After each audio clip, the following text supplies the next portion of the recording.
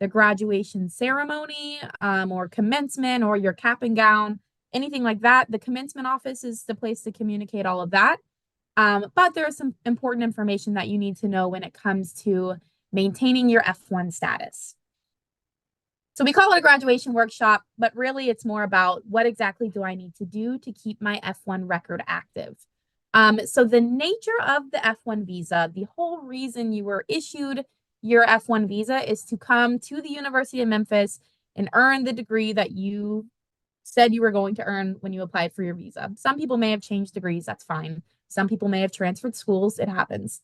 But the reason you're in the US is to earn your degree in your program at the University of Memphis. So if you're doing something that is not that, aka you've graduated and you're trying to figure out what you're doing next, you have to take some step, some sort of pathway to maintain your F1 status. And that's the purpose of today's workshop. Oh, also let me record this. I forgot. Recording in progress. Okay. So the first thing I want to talk about is graduation versus degree completion.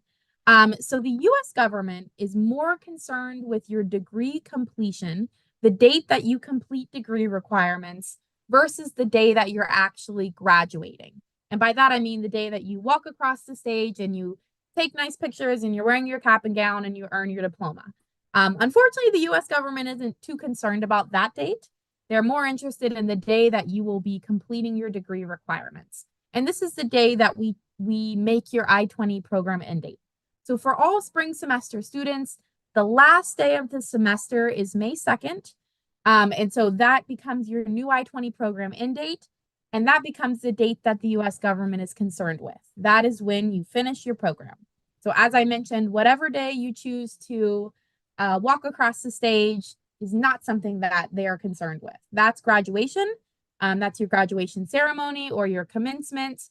And again, this is going to vary depending on whether you choose to participate in the commencement ceremony this semester or you want to delay it a semester or even a year so your family can get a B visa. So that date isn't, like I mentioned, it's not really important when it comes to maintaining your F1 status. It is that I-20 program end date. For spring graduates, it is that May 2nd date that is important.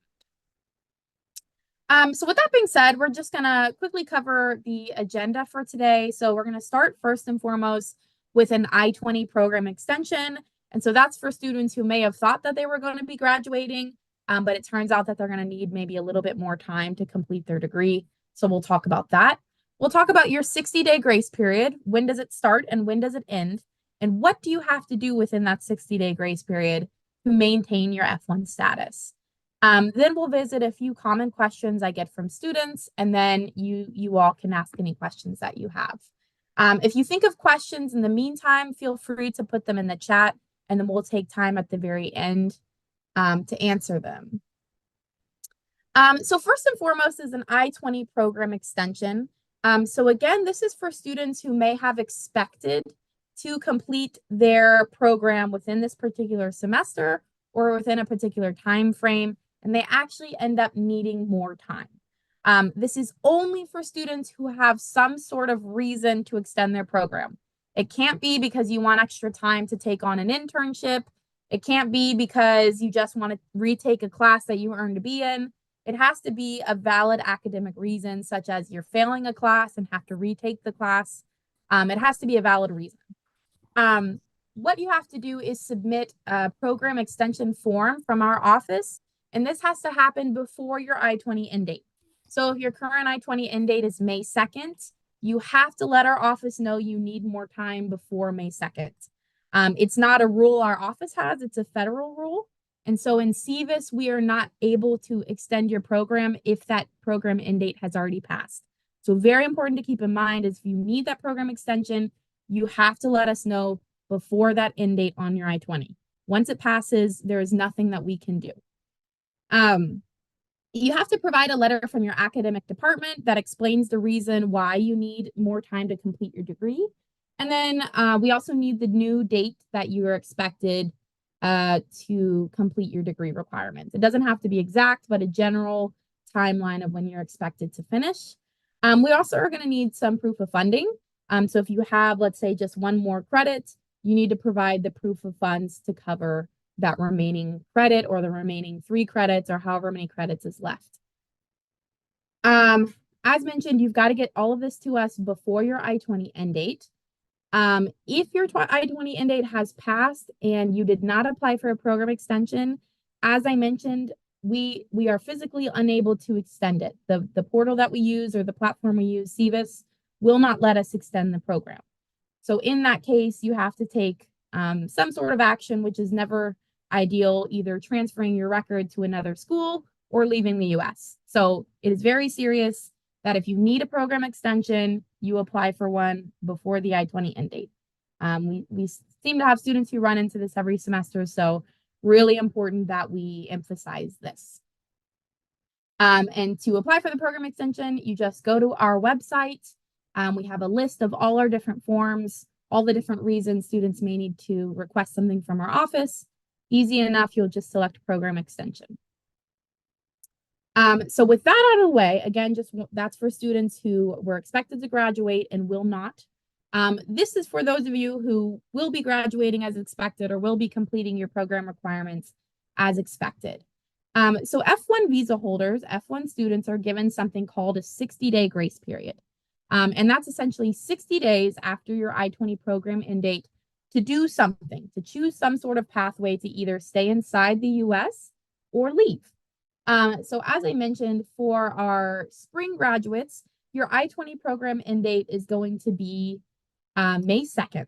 And so your 60-day grace period is going to start the very next day, May 3rd, and it's going to end on July 1st. So 60 days, May 3rd through July 1st. So before July 1st, you've got to have done something or do something to maintain your status. So these are the different pathways that you can take. The most common is to apply for post-completion OPT. This means that USCIS has to receive your application before July 1st. Most of you have already, or a lot of you have already submitted your application to USCIS and are waiting a decision. That's good. You're doing exactly what you're supposed to be doing. Those of you who may be waiting for more clarification about whether you're going to graduate or not, or waiting, just as long as you get that submitted to USCIS before July 1st. So that is the most common path that students take. Now, keep in mind, even if you are doing OPT, let's say you do OPT, maybe you're in a STEM eligible program and you work for 2 years. When that STEM OPT ends, and maybe you didn't get that H-1B as expected, or you didn't get a new visa type as expected, you are going to have 60 days to make some sort of decision. So if you want to remain in the US as a student, you're going to have to take one of these other options. So just because you're applying for OPT right now doesn't mean the rest of the workshop isn't relevant to you, because you will have to, down the road, sort of take one of these pathways. So you can apply for post-completion OPT. You can enroll in a new degree program at University of Memphis, or you can enroll in a new program at another school and have your F1 SEVIS record transferred. You can change your visa type, or you can go home. You can depart the US. So we'll talk about all of these in more detail. As I mentioned, we have an individual workshop for optional practical training or OPT. So our next workshop is going to be April 11th. We're sending communication out about that. So if you have specific questions related to post-completion OPT, make sure that you attend an OPT workshop. So the second option is to enroll in a new degree program at the University of Memphis. So if you are graduating in the spring semester, for example, of course, you can apply this to whenever you're graduating. Again, as I mentioned, you have that 60-day grace period. So May 3rd to July 1st. What needs to happen in the 60-day grace period, though you can start before, is that you apply for and receive admission to the program or programs that you're interested in. So you have to get admission to that program within that 60-day grace period before July 1st. Within that 60-day grace period, you also have to submit a form to our office called a change of education level form. And this gives us the information we need to issue you a new I-20 for that program, because your current I-20 is connected to whatever degree program you're in now. And then you're going to need a new I-20 for whatever program that you're going to start. As long as you stay in the US, you don't have to get a new SEVIS ID or, as long as your visa is still valid, you can leave and re-enter. But you have to get a new I-20 from our office with your new program information before your 60-day grace period ends. So before July 1st, you have to get admission to your new program, submit the change of education level form to our office, and get your new I-20 within the 60-day grace period. The new program that you're starting has to start within 5 months. So if you're graduating in May, your program would need to start in August. So you couldn't wait until the following January and just hang out in the US for a semester. You would need to start, the next available semester. The form that you submit to our office does require you to submit proof of funding, just like when you very first applied for your I-20 back in your home country. So even though you'll be here inside the US, we do still need to see proof of funds. And so for graduate students, it's going to be $32,242 US dollars, and then $32,824 for undergraduate students. And just to emphasize, you have to get that new I-20 for your new program within your 60-day grace period. So this form is on our website. Again, all of the certain forms that you may need are going to be on our website, and it's just going to be change of education level. A few things to think about if you are considering enrolling in a new program at University of Memphis. U of M does not authorize CPT during the first semester of a new program. The only time that we can make an exception is if you're in a graduate program and every single student in that program has some sort of off-campus training requirement within the first year. Other than that, you have to complete a full academic year in your program before being eligible for CPT. So keep that in mind, especially if work is a big thing for you. You can't work right away if you're starting a new program, except on campus. F1 students are only eligible for OPT once per degree level. So you get your master's, do OPT for that master's, and then you decide to reapply for another master's program at University of Memphis. You wouldn't get OPT for that second master's program. The last thing is that students are not eligible for OPT at a lower degree level once you've received a degree and had OPT at a higher level. And so we talk about this in the OPT workshop, but if you got a PhD and did OPT for that PhD, then choose to come back and get a master's, you would not be able to do OPT for that master's degree. So just some things to keep in mind, especially the CPT thing. We don't allow CPT until you've completed a full academic year. The other option, if you don't want to get a new degree at University of Memphis, you can apply for another degree program at another US school. What that still involves our office though, because we still have your F1 CVIS record in University of Memphis's name. So if you receive admission to a new program at another school, you still have to keep our office updated so we can release your new record to your new school. And so again, during the 60-day grace period, and you can start before, you can start applying for programs now even, but you have to receive admission to your new school and complete a transfer out form with our office within this 60-day grace period. Also, the date that you want your record to be released to your new school has to fall within that 60-day grace period. So for spring graduates, that transfer date has to be before July 1st. And then again, your program at your new school has to start within 5 months. So really the next available semester. You can't really just be hanging out in the US with an I-20 for a program that starts more than 5 months into the future. So this is what the transfer out form looks like. Just mostly going to ask for a copy of your acceptance letter to your new school, some of the contact information for your new school, and then what date you would like the University of Memphis to give your record to your new school so your new school has access to it. The other thing is change of visa type.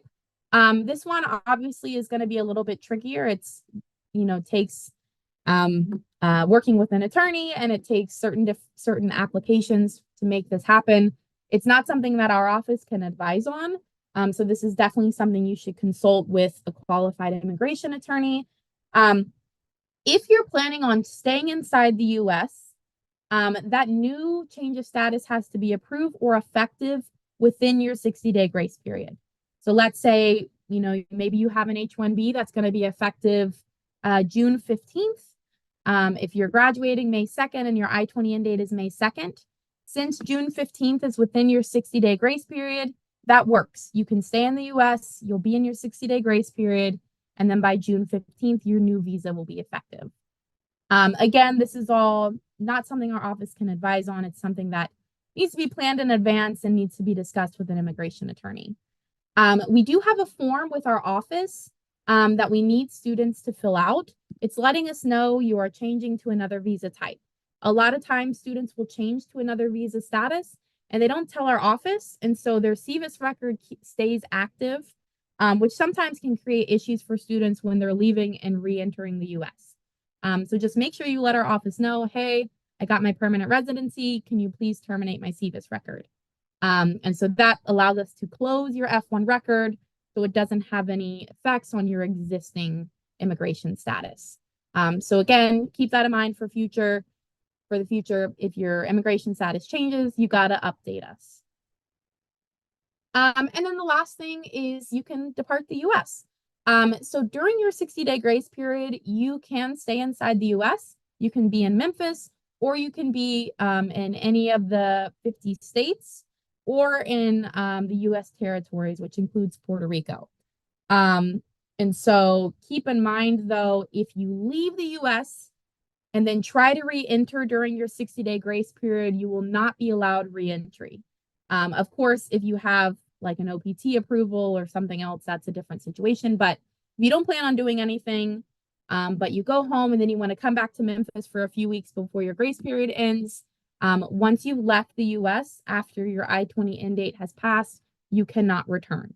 Again, this is going to be different for students who have OPT approval or have an EAD card. And so we discuss traveling on OPT in our OPT workshops. This is just for students who don't have any other plans lined up.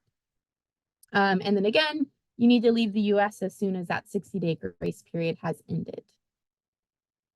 And so just a few questions that we get from students, just reiterating this point again, because every semester we have students in this situation. What if I don't complete my program requirements as expected? Let our office know as soon as you find this information out. We will provide you with the necessary steps to maintain your F1 immigration record. Do keep in mind, though, once your I-20 end date has passed, we cannot extend it. So make sure you're communicating this with us before your I-20 end date. What if I want to postpone my commencement area or graduation walk? We are not the office that handles that. You can contact the commencement office. It's just commencement@memphis.edu and discuss that with them. Keep in mind, though, you are still expected to complete degree requirements as expected. If you're postponing your commencement ceremony, that is just a ceremony where you walk across the stage. Oops, sorry. Sorry, don't know how that happened. Yeah, so that is just for the ceremony where you're walking across the stage, your family comes to visit. So again, most students are already in the US on OPT or STEM OPT, so they have a valid reason to remain in the US and postpone their ceremony. Another question we get a lot of is, how do I request a graduation invitation letter for visa purposes? Please don't email me directly about this. We have a list of forms on our website for everything that you ever need. And so letter request specifically for a graduation invitation is going to be one of those. Just because my signature is on the letter does not mean you should email me individually about it. We have an official way of requesting the letter. Another thing to keep in mind about these is this is a courtesy that our office does. It is not required that your family members have this letter. It's helpful, but it's not required, and they're not going to be denied because they don't have the letter. A lot of schools don't do this. Again, this is a courtesy for our students. It is not a priority. So in peak season where we're trying to get a bunch of initial students, their I-20s, when we're trying to submit a bunch of OPT requests, recommend students for STEM OPT, this is not something that we're checking every single day. So you've got to give us time and you've got to be patient and remember that it is a courtesy. Another thing is that once every student gets one letter. So if you provide us with your mom's the wrong birth date for your mom, or you provide us with the wrong spelling of your mom's name, once you get that letter, we will not correct it. So make sure you're giving us the correct information. Also, we can only write a letter for parents, grandparents, and siblings, and a spouse if your spouse is abroad. So parents, siblings, grandparents, spouses. We can't do it for friends. We can't do it for cousins. Again, this is just a courtesy. We don't have a lot of time to dedicate to generating these letters. So again, please submit them early. Give us enough time to create them. Don't email us a million times asking where the letter is. We are more focused on your I-20s and any other updates that are related to your I-20 or your F1 status. So with that being said, this is just a reminder that it is your responsibility to take the necessary steps to maintain your F1 record after you complete degree requirements. And so your main purpose of being here, as I mentioned, the nature of the F1 visa is to be enrolled full-time in classes and earning that degree. Once you've earned your degree, you have to take some extra steps to maintain that F1 status because you've already achieved the purpose of being here. You've earned that degree. So maintaining your OPT status, getting your record transferred to your new school within your 60-day grace period, changing to a PhD program at the University of Memphis, for example, all of those are things that it is your responsibility to make sure you're contacting us, keeping us updated, asking for information, and getting the necessary forms to our office within that time period. With that being said, if you all have any questions, feel free to ask them in the chat. I will share the recording with everyone. I think it's still recording. I hope it's still recording. Yes, it is. I'll share the recording and the slides with everyone that signed up for the workshop. That way you have a copy. Do we have any questions? I have a question. Yes. Yes. So Sarah, if so I get done with my undergrad in summer, as we talked earlier, um, and then if I apply for OPT, I get I s- do I have to start working if I have OPT, or how does that goes? Yeah. So just for everyone for some context, sometimes we have students that, let's say they just finished up a bachelor's program or a master's program and they're not sure if they want to apply to a PhD program or a higher, or if they want to start working on OPT. So sometimes we recommend students, if they're maybe not sure, maybe it depends on if they get funding from a PhD program, or maybe it depends on if they get a job that pays well. Sometimes it depends. And so the thing Right. about applying for OPT specifically is that you have 60 days after you complete your degree to apply for OPT based on that degree, or you lose it. So if you are, for example, graduating in summer semester, you have 60 days after you've completed your degree to get that application to submit it to USCIS. So if your OPT is approved and your EAD card is issued, Right. as we talked about yesterday, but for everyone listening, once you get that EAD card, that 12 months of OPT for that degree level is now considered used, whether you work or not, or whether you maybe work for 9 months and then choose to do something else. And so that's the first thing to consider. Once you apply for OPT and get that EAD card, you've used those 12 months, whether you work all 12 months or not. Other thing about OPT is students have 90 days of unemployment. So that means if you get approval for OPT, once that OPT start date that you requested arrives, you have 90 days to secure and report employment to our office. Got it. So you don't immediately have to be working on OPT. If it takes 2 months to find a job, you have 90 days. And so that's a consideration. And then again, if you decide, okay, you're working for 3 months and then you hear back from a master's program and they offered you funding, a grad assistantship, and you decide, actually, I don't want to finish my OPT period. I want to, start this new program. Got That's it. certainly an option. You're not required to finish all 12 months of OPT. So you can stop in the middle of your OPT and, start your master's program.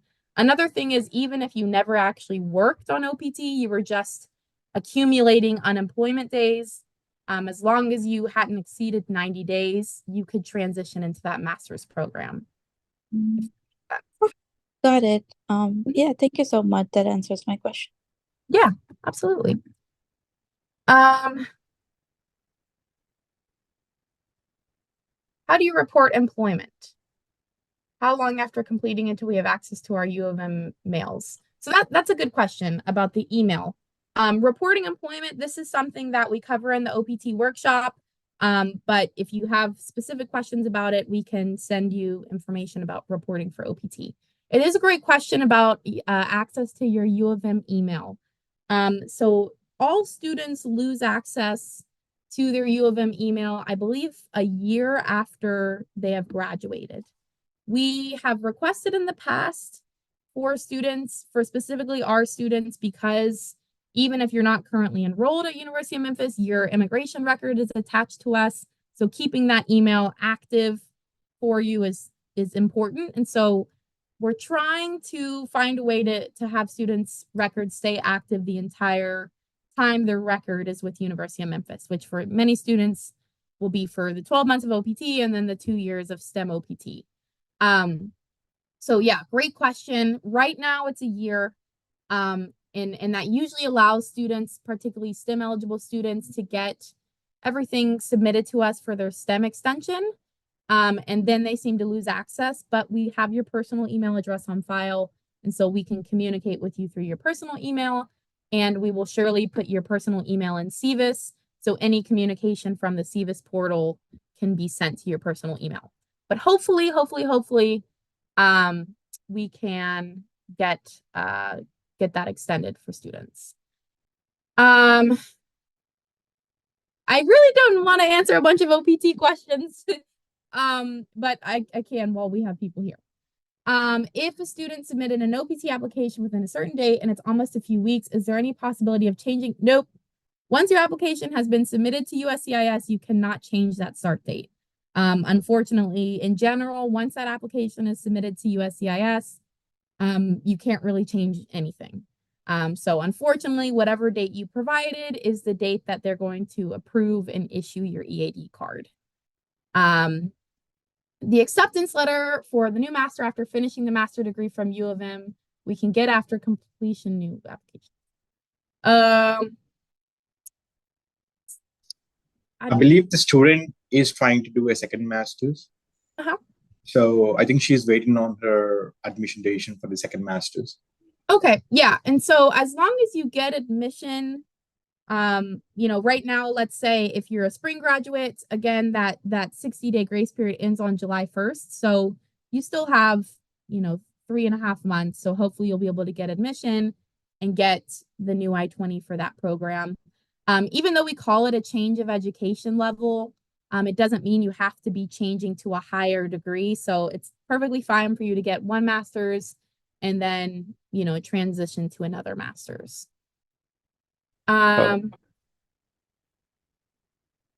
Yeah, so the acceptance letter. I have a question. Can I ask?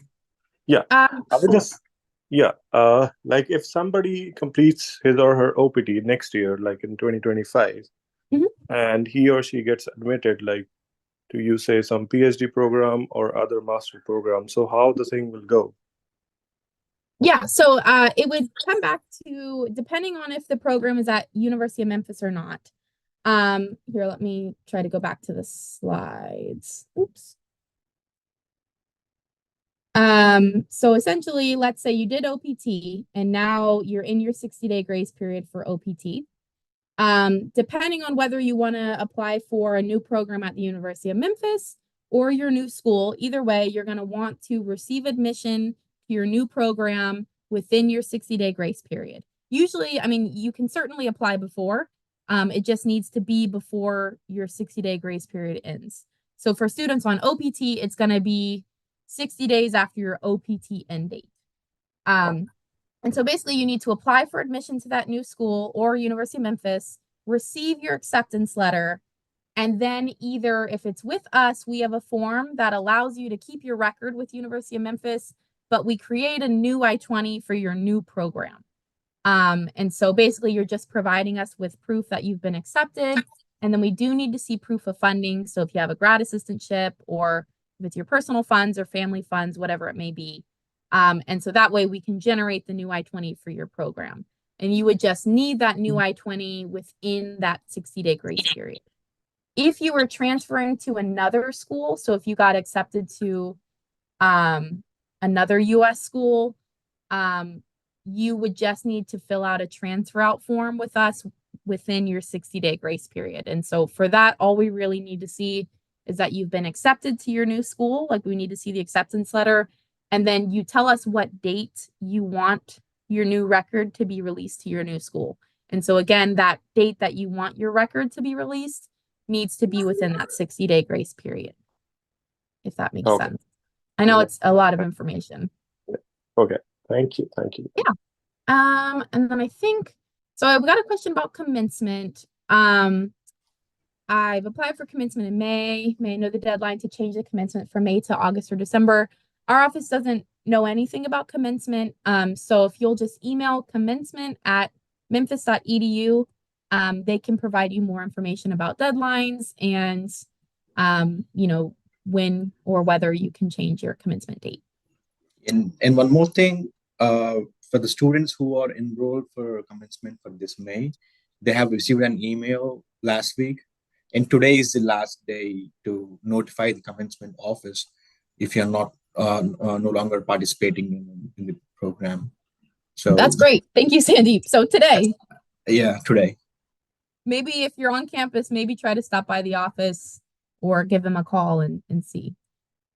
I think I got a question about the graduation invitation letter. So if you got a letter stating you were graduating in one semester, and now your slot has, or your parents taking a slot, resubmit an application. We'll see if we give you another one. I don't do the application, somebody else does. So, hopefully we can get that for you. But as I mentioned, it's quite time consuming, and it's not something that is directly related to, maintaining your F1 records. And so we recognize it's helpful for you and your families. We want to get it to you, but we need a little bit of flexibility and patience with it because it's not one of our primary duties. I have one question. Yes, Ma'am. I want to clarify that the acceptance letter for new masters that we get after we fill the application for the new masters, and that we have to submit. So it's still going to happen. If you're applying at University of Memphis, basically it will happen through graduate admissions. So you'll submit an application to graduate admissions. There'll also probably be a separate application for whatever your program you're interested in.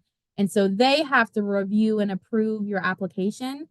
And once you get acceptance to that program, then you start filling out the change of education level form with our office. So basically you're still getting admission from admissions office. Our office is just updating what's in CVIS. So we're updating your immigration record. So the first step is applying to that new program and getting acceptance. Once that happens, that's when you contact us, and we'll direct you to submit that change of education level form. Basically, what the purpose of change of education level, it allows a more seamless transition from bachelor's to master's or master's to a second master's or master's to PhD. So you can stay in the US, get an I-20 and not have to repay the I-901 fee, not have to get a new visa. So it lets you basically keep the same CVIS record. You just are obviously going to have different program information and dates. So first you want to get acceptance to the program, and then you'll contact our office. Thank you, ma'am. Thank you for clarifying. I will send all the slides to everyone who signed up for the workshop so you can have access to them. I know we had a lot of OPT questions. If, the next workshop is April 11th, which is, a couple weeks away. So if you have questions in the meantime, we can get you copies of the slides and a copy of the recording if you want that information. Thank you all for setting aside time to to attend this on a Friday. You guys are doing great. A month away, and then you'll be done. Hopefully. Thank you all. Ma'am, I just have one more Recording question. stopped. Okay.